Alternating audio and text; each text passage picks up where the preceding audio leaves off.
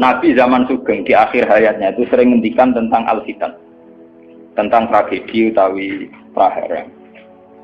Itu banyak riwayat yang bahkan Nabi itu pernah ngendikan, saya dan kejayaan Islam itu hanya berumur 36 tahun. Itu sampai menghitung periode 36 tahun. Juga banyak riwayat yang bahkan secara detail saya mencium turba, di mana nanti cucuku terbunuh di situ. Apa kamu gelisah Muhammad? Iya. Kata Jibril, jika kamu mau, saya tunjukkan di tanah mana nanti cucumu akan dibantai. Itu riwayat jauh sebelum Said Husain dibantai di Karbala. Termasuk riwayat-riwayat yang se-ekstrim ini. Jadi ini kan terus ngaji kalau tinggi-tinggi bahwa nanti pada akhirnya sing mubun rokok itu rawung dolim tok, termasuk kita-kita sing soleh. Jadi sempat masuk swarga. Wong pontok khaudun Nabi berarti mendekati napa? Swarga. Bahkan bagian riwayat khaudun Nabi itu fil jannah. Makanya kalau ini cerita, ini amun salah paham tuh. Orang Khawarij itu soleh-soleh wong. Justru karena kesalehannya itu melahirkan tragedi dalam Islam. Karena solehnya itu kemudian mengharamkan barang yang mubah, mewajibkan barang yang sebetulnya hanya sunnah. Penyakit wong soleh mesti begitu. Ane jajal awet kayak itikaf ning masjid seminggu, soleh seminggu. Enggak metu es perpal perempuan, wong amen jagongan ning omah. Ora eling pengen. Padahal eling pangeran iso ning omah iso ning dalan. Cuma dekne selerane kan ilinge ning masjid. Wong itikaf seminggu kok gegere kak. Enggak kalah. Enggak kowe seneng pengajian ya ngono. Wong kene ora seneng ngaji sing teko kok wong 5. Gelem dijak apik ta ora? Padahal ning omah ngurmat anake ya apik. Paham ya? Neng pasar dagang rumah anak putu ya. Cuma APM kan kiai dari pelepak-pelepok di masjid. Tapi gara-gara pelepak-pelepok di masjid seminggu kira-kira tengah. Terus menfonis orang lain. Wah ada. Jadi sebentuk kesalehan itu pasti melahirkan tragedi. Itu tadi, kamu iktikaf di masjid seminggu saja. Kamu akan janggal sama orang-orang yang berkeliaran di jalan-jalan. Hanya kamu anggap tidak sebaik kamu. Apa ingat Tuhan kalau di jalan-jalan terus? Kamu nyai di satu daerah yang ngaji 10, 20. Nanti kamu kecewa. Orang sini gak seneng ngaji, gak seneng kebenaran, gak seneng kebaikan. Padahal orang yang di rumah mungkin ngerawat anaknya juga ibadah. Gitu guys. Merawat keluarganya juga ibadah. Hanya karena dia tidak ngaji sama kamu anggap tidak ibadah. Padahal di rumah juga ibadah dia. Nah ini orang Khawarij dengan background kayak itu paling mudah begitu. Sehingga orang-orang ini nanti ketika sudah sampai ke surga, kemudian ketemu Nabi, kata Nabi mau disampaikan ke Khaudun Nabi. Dia mau sampai ke telaga Nabi. Tapi pas mau sampai ke telaga, terus Nabi diingatkan oleh Allah, mereka tidak layak masuk surga. Innahum qad ahdatsu ba'dak. Mereka bikin bid'ah setelah kamu. Tapi itu umatku ya Allah, saya kenal mereka kenal saya. Ya, tapi sukon itu harus dijauhkan dari surga. Dan ini kalau cerita, kenapa kesalehan melahirkan tragedi? Ini kalau cerita. Dalam semua sejarah dunia, selalu tragedi itu dimulai dari kesalehan. Ya, mun bener sing terlambat kan, sampean ngaji ya. Semua tragedi dunia itu dimulai dari kesalehan. Paling enggak klaim kesalehan. Ya, paling enggak klaim apa? Kesalehan. Karena semua bentuk kesalehan atas nama agama tentu langsung dikaitkan dengan Allah, bertautan dengan hukum Allah. Kalau sudah kamu yakini itu hukum Allah, tentu kamu dengan mudah akan menghukumi kafir siapa saja yang menentang, karena kamu anggap melecehkan hukum Allah. Akhir dari itu tentu kamu akan tahlilud dam. Nak ngono wong iku halal darah. Ini rungokno tenan. Karena setiap pelanggaran atas nama agama tentu dianggap melanggar hukum Allah. Jika orang yang mengklaim demikian kan mudah mengkafirkan orang lain karena dianggap wani pangeran. Paham ya? Nah, kalau sudah menvonis orang lain berani Tuhan, tentu darahnya dihalalkan. Kayak kasus kaum Khawarij. Sebetulnya saat Ali Muawiyah itu melakukan konflik atau terjadi konflik, saling bunuh, saling perang, kelompoknya Ali Muawiyah saling serang, itu kan tragedi duniawi biasa. Dalam hidup pasti ada gejolak, ada demonstrasi, ya, ada perebutan kekuasaan. Sebetulnya itu kan fenomena sosial biasa. Misalnya kiai drengki-drengkinan, maksud kiai drengkinan be bakul bakso kan gak. Bakul bakso drengki-drengkinane be bakul. Orang malah be bakul es rukun. Ndak bisa kamu logika panas musuhnya adem, bakul bakso jejer bakul es rukun. Mergo bar mangan bakso tuku. Tapi bakul es padha ademe tukaran. Mergo saingan, iku nunjukno nek saingan sak jenis. Mulane kaya aku rada aman. Mergo sing nyaingi aku kudu alime sekali beraku aman. Paling wong saingi ade ku adir wis lho, Pak. Padha kelas-kelas ringan kan musuhe nggih kelas. Ora nek nak ngalim tulisan kaliber. Dadi rapati di musuh. Ada ngalime kaliber terus fasilitas biasa. Wong rapati nyucuk, wong rapati hormati, wong ape drengki apaan? Wong kula yo mak turu temangsang ning kos drengki apa? Mun kula elmoni ya, dadi wong rapati drengki mun kula elmoni. Dadi ngalime kaliber fasilitas biasa. Wah aman. Lho kok iki. Aman, itu istihad. Jadi untuk menjaga keamanan. Ngalime ra kaliber yang dadi wong nyucup, wong dobar, itu mesti wong mencep. Alim sepi, kok wong dobar wis gegere gak karuan. Niku termasuk strategi ngadepi napa prahara. Artinya sakit di ilmu sebenarnya secara ijtihad itu bisa napa? Bisa ten. Lalu kulon biasa lama-lama tenggelam kula mriko ngumbal we anak kula. Enggak, nggih biasa ana mobil direm kes mung bareng kula. Kak, lagi ben kes. Kula betul mobil, nah ono omah muter pirang-pirang. Nah itu memang gitu ya, karena kita trauma dengan sejarah. Ketika Khawarij meyakini Ali melahirkan sulmatan fiddin, melahirkan pencitraan agama. Salmatan fiddin atau sulmatan fiddin itu pencitraan agama. Muawiyah juga dituduh demikian, salmatan fiddin. Akhirnya orang Khawarij lewat kelompoknya itu ada sekelompok orang yang ditugasi membunuh Ali, ditugasi membunuh Muawiyah, dan ditugasi membunuh Amr bin As di Mesir. Semua tokoh-tokoh besar Islam itu melahirkan tragedi Islam, harus dibunuh semua. Itu yang keputusan gitu tuh lewat kesalehan. Mereka orang-orang soleh, orang-orang khusyuk, senang iktikaf, senang zikir. Dia punya keputusan sing lahirno tragedi dalam Islam. Makanya kamu jangan kaget, kenapa di Irak itu banyak perang saudara, di Mesir, di Sudan, di Khartoum, di Darfur, di Somalia. Itu kalau sudah perang berani mati, karena mereka mengatasnamakan agama. Nah, kalau agama berarti merasa dia punya titah Allah, titah Tuhan. Sehingga kelompok lain ya orang Sunni bantai Syiah, Ahmad Sunni itu biasa. Makanya kita disyukur, kalau bolak-balik ini kita harus syukur sebagai bangsa Indonesia. Bangsa Indonesia di filosofi berdaluri, soalnya bergeremeng-geremeng ngelas yang berduri, orang terus ini kita syukur jadi wong Jawa. Cari rasa cocok, ya mau berudal, misalnya rasa-rasaran kiai beda partai yang mau berudal. Bagus sekali. Karena ada sampai pembunuhan. Paling banter sing dikisih pelatihan ngirim tarmihim. Ayo tak pikir ramahan iki, tak pikir foto ramahan tindak, tak pikir. Ya paling misalnya mati dikisih yo ngelusi sithik.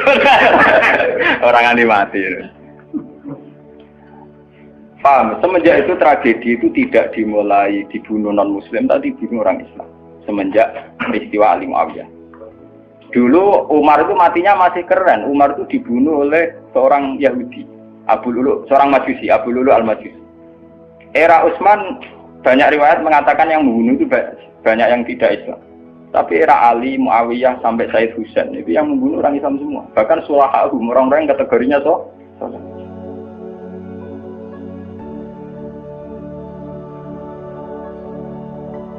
wong soleh macam payah. Baik Madin gue kenal aku ngukumi wong murtad itu biasa. Karena daftar kemurtatan dalam kitab-kitab salaf itu terlalu banyak. Sama kalau ngaji Sulam Taufik, Sulam Safina itu betapa mudah orang-orang masuk kategori nama murtad. Mohon teng pondok kula rata rego ajaran. Gua ada sing kiai tanglet kula, Gus yo mboten mlebu ajaran iki pondok jeneng. Lagi bantah aku apa takok? Nak bantah, ya bantah-bantahan, nak takut tak jawab. Ini umum kalau perhitung dong, itu memang resiko. Resiko ada takfir. Bukan kita yang salah, kita kalau tidak punya khazanah banyak itu resiko. Jadi kalau baca kitab gitu harus punya khazanah yang lain yang apa? Banyak. Sehingga tidak mudah mentakfirkan orang atau memurtadkan orang. Semenjak Ali Muawiyah tragedi, karena kelompok-kelompok soleh itu menvonis Ali itu murtad atau Muawiyah itu murtad, kemudian diteruskan kalau gitu halal darahnya, akhirnya dibunuh. Ali ya dibunuh, Muawiyah ya seringkali mengalami percobaan dibunuh. Ya kalau kan nanti cerita tengah sini, jadi Ali hasil dibunuh, yang Muawiyah sebetulnya subuh itu juga dibunuh, tapi pas itu Muawiyah meriang, yang imami itu wakilnya, sehingga yang dibunuh wakil. Mulane kalau bolak-balik cerita ning tinggon nek wong kesolen mesti pintu-pintu. Wong kuwaris sih pintu-pintu. Wong ngongkon killer, ngongkon pembunuh bayaran kok tarife ngene to. Lah Muawiyah ku sapa? Pokoke sing imami subuh. Ora disifati ciri-ciri spesifik mboten, pokoke sing imami subuh. Lah Muawiyah subuh priya. Lah wong imami dadi pateni. Wong apa jenenge? Apa itu istilahnya tugas-tugas yang super bahaya kok tarifnya pokoknya senyum itu wah kemproh wara ini sing piye kotak tapi iya tak ngene sing piye kok model polisi itu seketas ora tarifnya pokoknya sing imami mami meriah nasibnya apik jadi ora pembunuh profesional. Walhasil semenjak itu tragedi dimulai dari takfir. Setelah itu ada era Muawiyah punya anak Yazid. Yazid ada isu dia seneng nyabu, seneng ngeflek. Dia orang yang nakal saat jadi pemimpin. Orang Islam sholat tersinggung. Wong kok dipimpin wong dolim. Orang Islam ekstrem wong kok dipimpin wong ra sholat, wong ra bener kok mimpin wong bener. Akhirnya Madinah bergejolak. Madinah bergejolak ini kemudian banyak yang merokokasi Said Husain supaya ngambil alih kepemimpinan sinten. Sampai nak cerita ini tragedi ke saya. Walhasil Said Husain akhirnya lewat bantuan orang-orang Kufah. Orang Kufah itu saat ini dari wilayah Irak. Ya. Jadi kayak Kufah, Asfahan, terus Nahawandi itu ikut wilayah Irak. Ketika Irak pecah dengan Iran, ikut wilayah apa?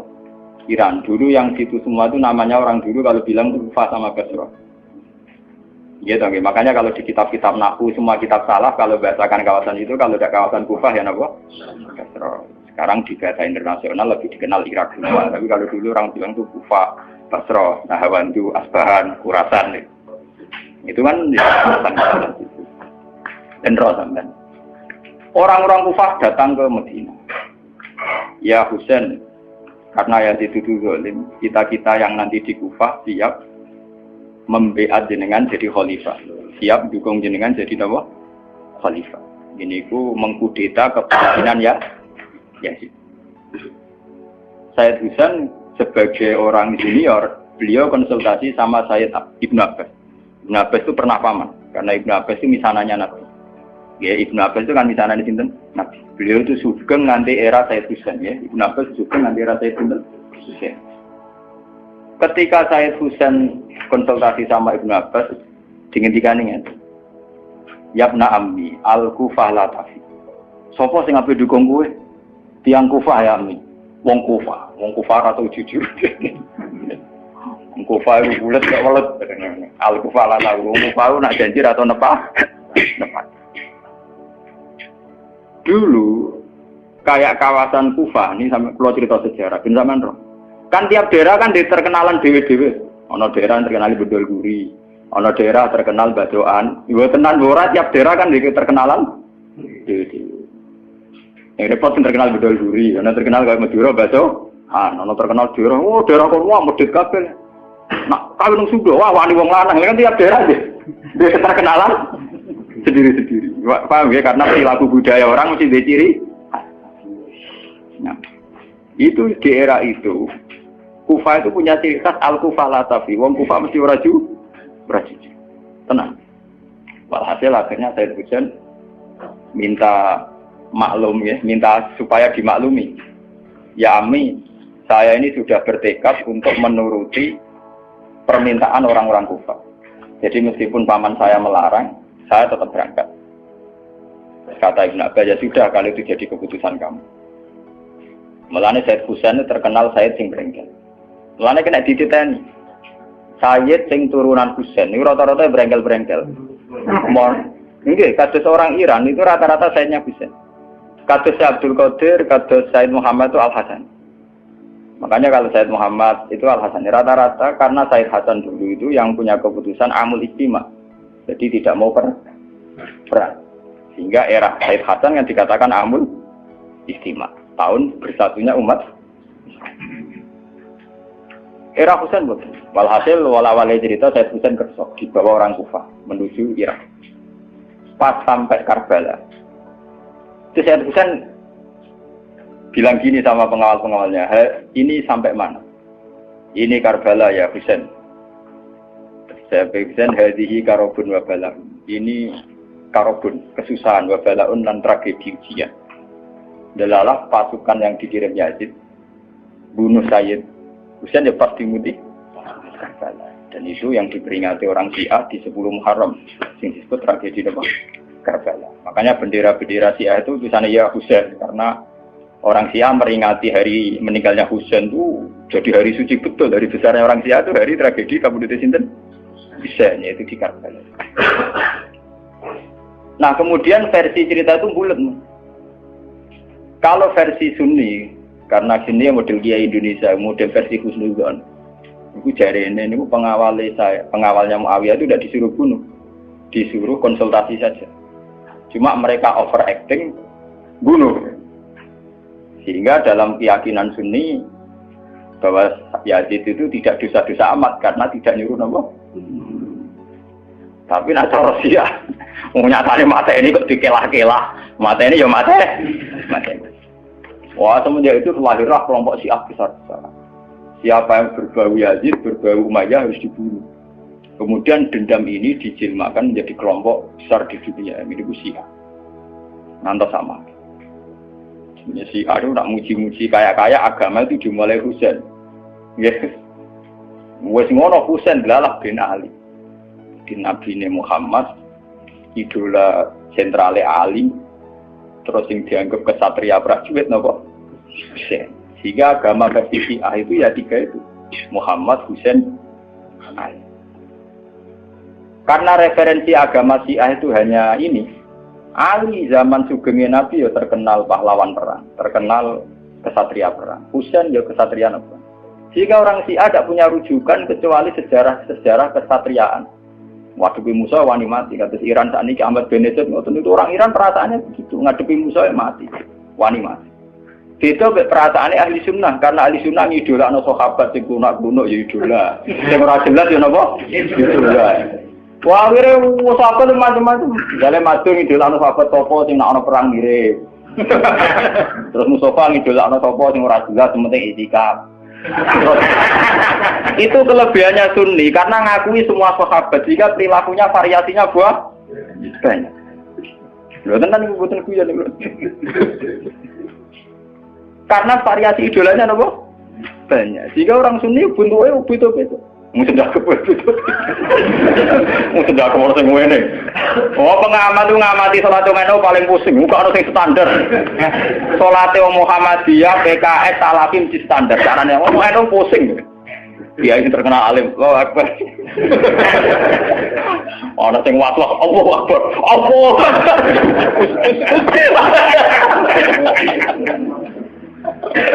Oh sedekah kok ono sing ngene. Ono sing ngene, ono sing santai. Ana sing labine ngancing nono selik.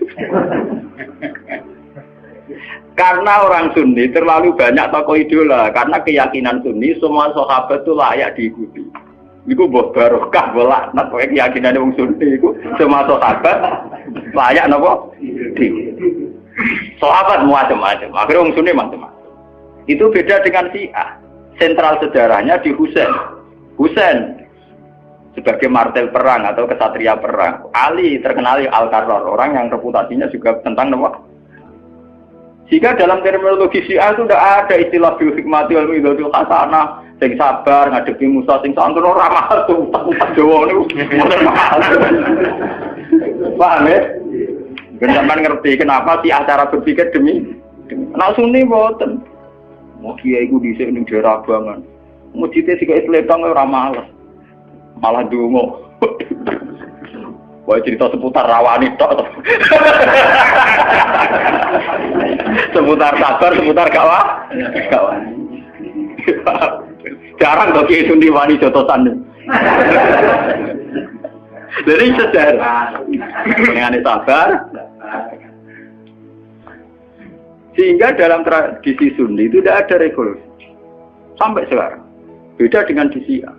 Libanon pengikut Syiah, Syria ya Syiah, Iran juga Syiah. Meskipun Syiah sendiri punya variasi, kayak Syiah Imamiyah, Syiah Ismailiyah, Zaidiyah dan sebagainya. Tapi trennya sama, tetap menjadikan Sayyid Husain sebagai sentral. Emang ada nonton TV kan nonton bendera Syiah tulisannya apa? Ya apa? Ya Husain. Nah sampai idola kan buatan Husain. Idola Hasan. Sayyid Hasan itu rasa seneng perang. Tapi semua ya kok. Jadi ya Pak Kiai Jawa perang barang. Gerwapan sidik, nopo poli. Ya, jadi sejarah berulang. Ya apa-apa. Jadi perang repot. Mau yang mirip perang. Cerita. Bon akhirnya setelah era Yazid, kemudian ada dinasti-dinasti. Kemudian era Yazid karena bin Muawiyah disebut dinasti Umayyah.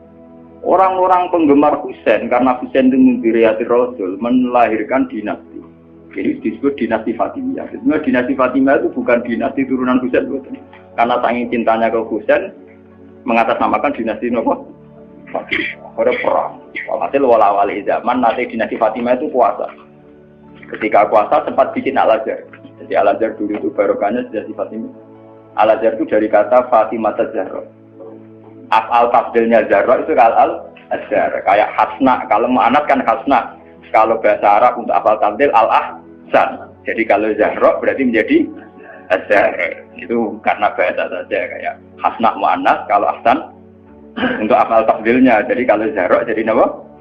Azhar. Jadi kata Fatimah Zahra. Ya sudah begitu. Artinya semenjak tragedi Ali Muawiyah itu kemudian orang Islam itu sudah perang terus sama Islam terus. Ya, dinasti Umayyah, digusur Abbasiyah, Fatimiyah terus begitu. Sampai terakhir di Seljuk kayak zaman era Bauddin Leng, Timur Leng dan sebagainya. Kemudian agak bersatu saat terjadi perang salib, yaitu disatukan oleh kepentingan melawan Pangeran Philip dari Prancis dulu saat menyerang Baitul Maqdis. Itu ada perang salib satu yang dipimpin Salahuddin Alaihi. Itu mendingan karena ada musuh. Nanti kadang musuh itu dibutuhkan oleh dari Sayyidina Imam Syafi'i ngendikan musuh yang berpikir lebih apik di bang konco. Kau konco pun arah musuh tukaran musuh dhewe, kancane dhewe. Mana sajane partai-partai Islam kudu dhewe musuh bersama. Malah dhewe partai-partai dhewe Islam kah? Islam kah? Jadi mesti kalau di Indonesia dijajah Belanda ya sepakat. Pokoknya penting Londo diusir. Beda agama, beda partai musir Belanda. Jadi rana Belanda, rana Jepang ya usir-usiran. Itu sejarah. Mulai dulu trennya sejarah begitu. Nah, semenjak itu sudah disebut fitnah.